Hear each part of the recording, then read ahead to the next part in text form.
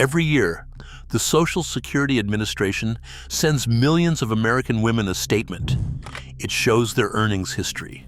It shows their projected benefit at different claiming ages. It is designed to look complete. It is not complete. What the statement does not show, what it has never shown, is whether there is a higher benefit available to that woman based on someone else's earnings record. A husband's record, a former husband's record, a deceased spouse's record. The statement shows only what she earned herself, and for millions of women whose own earnings were reduced by caregiving gaps, wage inequality, or years out of the workforce, what she earned herself is not the highest number she is entitled to receive. Think about that for a moment. The government agency responsible for your retirement income sends you a document designed to look complete that does not show you the highest amount you may be entitled to receive. It is not illegal. It is not a conspiracy. It is simply how the system was built. And the people who built it assumed that someone in your household was already managing the financial picture and would know to ask the right questions. That assumption has been wrong for millions of women for decades. The Social Security Administration will not call you to tell you about these options. They will not send a separate letter. They will not flag your file and suggest you look into it. They will answer your questions if you ask the right ones. But first, you have to know the right questions exist. This video is about those questions. If this is something you need to hear, please subscribe. This channel covers the financial realities of women's lives that most people never explain clearly. And stay with me to the end. The final section walks through exactly what to ask and how to ask it. Let us start with the 3 benefits that exist inside Social Security that most women either do not know about or do not claim correctly. The first is the spousal benefit.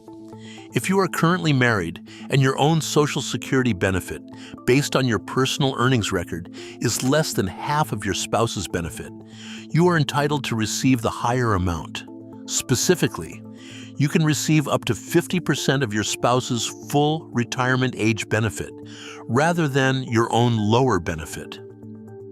This does not reduce what your spouse receives. His benefit is unaffected.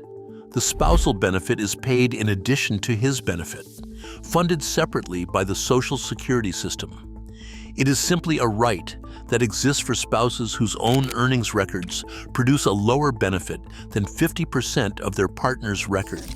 Here is where it gets complicated, and where many women leave money on the table. The spousal benefit is only available if your spouse has already claimed his own Social Security benefit. You cannot claim the spousal benefit before he claims. And if you claim your own benefit early, before your full retirement age, your spousal benefit is also reduced. The reduction is permanent. The Social Security Administration will not recalculate it upward later. The Social Security Administration processes millions of claims. Its representatives are generally helpful, but they are not financial advisors. Their job is to process the claim you file, not to optimize the claiming strategy you have not thought to ask about. The difference between a representative who answers the question you asked and an advisor who helps you understand the questions you should have asked can be substantial. For a woman who claimed her own Social Security at 62 because she needed the income, and whose husband then claimed at 67, the interaction between these two decisions may have permanently reduced her monthly income by hundreds of dollars, compared to what a different claiming sequence would have produced. Nobody from Social Security called to explain this before she claimed. The second is the survivor benefit. When a spouse passes away, the surviving wife is entitled to receive her deceased husband's full Social Security benefit. Not 50% as with the spousal benefit, but 100% if that amount is higher than her own benefit. The smaller of the two benefits stops. The larger one continues. The survivor keeps whichever check was bigger. This sounds straightforward. In practice, it is not. The survivor benefit has its own set of claiming rules that are entirely separate from the rules for your own benefit and the rules for the spousal benefit. These three sets of rules, your own benefit, the spousal benefit, the survivor benefit, operate independently and interact with each other in ways that are not intuitive and are almost never explained at the point of claiming. You can claim the survivor benefit as early as age 60, earlier than the standard 62 minimum for other benefits. You can claim the survivor benefit and delay your own benefit simultaneously, allowing your own benefit to continue growing by 8% per year until age 70 while you live on the survivor benefit. Or you can do the reverse, claim your own benefit first and switch to the survivor benefit later if it is higher. The optimal sequence depends on the relative size of the two benefits, your age, your health, and your financial situation. Getting this sequence right versus wrong can be worth tens of thousands of dollars over a 20-year retirement. The survivor benefit is also available to divorced women whose former spouse has passed away, provided the marriage lasted at least 10 years and the divorced woman has not remarried before age 60. Many women in this situation do not know they qualify. They assume the survivor benefit applies only to women who were married at the time of their spouse's passing. That assumption is incorrect, and it costs eligible divorced women significant monthly income every year. A widow named Carol discovered this 2 years after her husband passed away. She had claimed her own Social Security benefit at 63 because she needed the income. She was receiving $890 a month. Her husband's benefit had been $1,640 a month. A financial counselor she saw for an unrelated reason asked her why she was not receiving the survivor benefit. She did not know she could switch. She contacted Social Security and began receiving $1,640 a month from that point forward. But the 2 years she had spent receiving $890 instead of $1,640 represented over $17,000 in income she had not received and could not recover. Nobody had told her to ask. The third is the divorced spouse benefit. We covered this in the previous video, but it deserves to be stated again clearly in this context because so many women who know it exists still do not claim it correctly.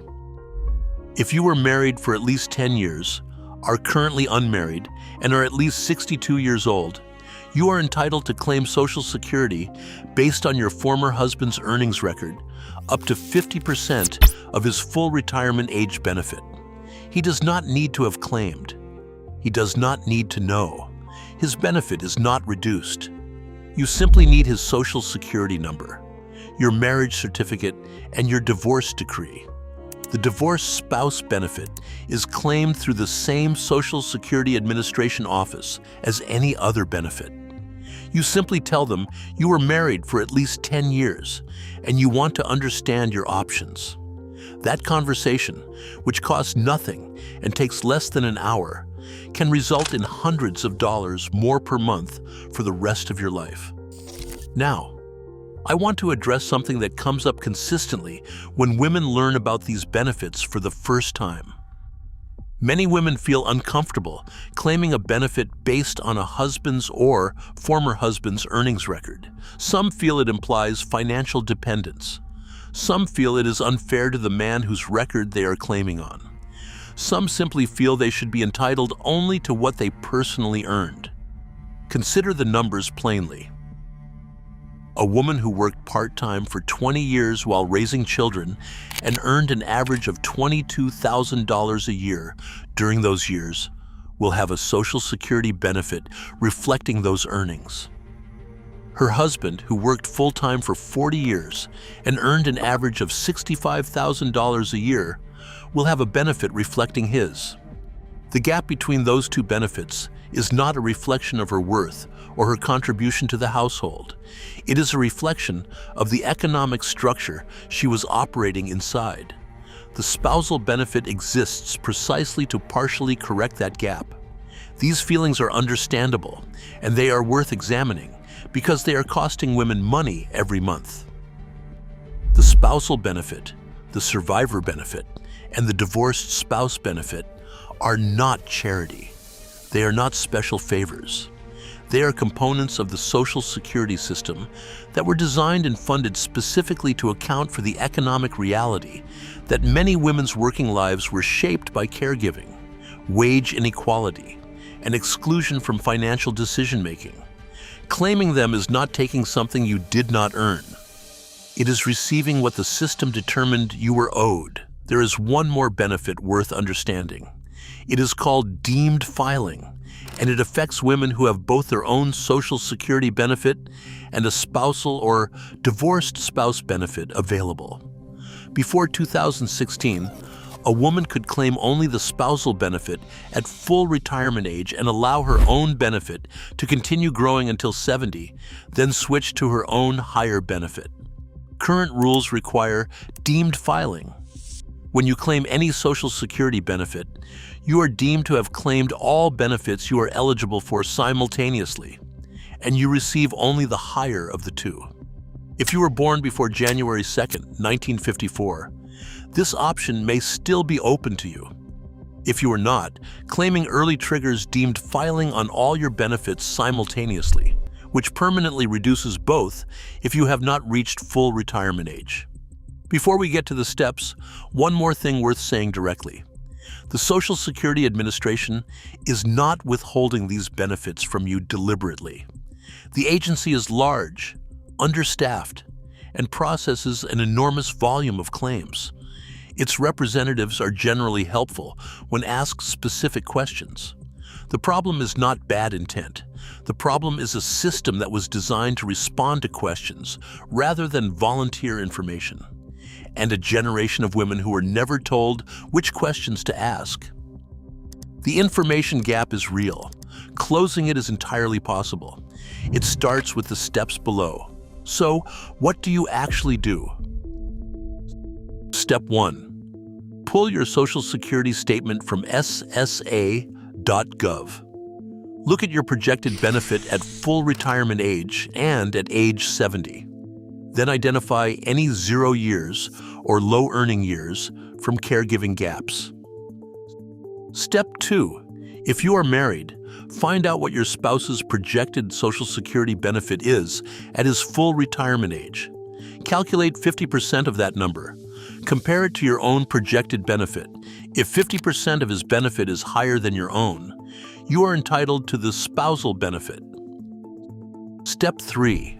If you are widowed, contact the Social Security Administration and specifically ask about the survivor benefit. Ask whether your husband's benefit was higher than yours. Ask what the optimal claiming sequence is given your age. Do not assume you are already receiving the correct amount. Carol's story is not unusual. Step 4.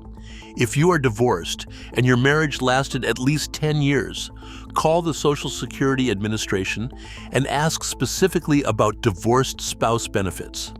Ask them to calculate what 50% of his full retirement age benefit would produce compared to your own benefit. Step 5. If you are approaching the claiming decision for the first time, consider spending 1 to 2 hours with a Social Security claiming specialist before you claim. One thing worth knowing about the Social Security Administration's online tools: ssa.gov has a benefit calculator that allows you to model different claiming ages. What it does not do is model the interaction between your benefit and a spousal or survivor benefit. For that, you need either a Social Security specialist or a financial advisor who specifically understands Social Security strategy. The fee for a consultation is typically between $100 and $300. The potential lifetime value of an optimized claiming decision can be $50,000 to $100,000 over a 20-year retirement.